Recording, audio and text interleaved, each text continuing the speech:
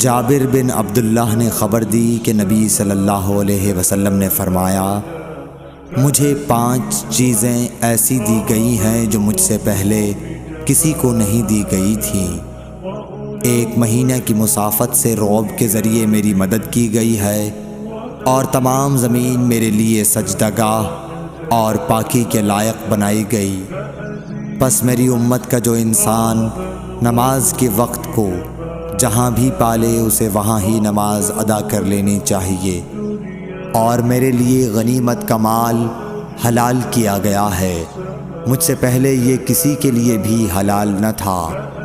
اور مجھے شفاعت عطا کی گئی، اور تمام انبیاء اپنی اپنی قوم کے لیے مبعوث ہوتے تھے، لیکن میں تمام انسانوں کے لیے عام طور پر نبی بنا کر بھیجا گیا ہوں۔ صحیح بخاری حدیث نمبر 335۔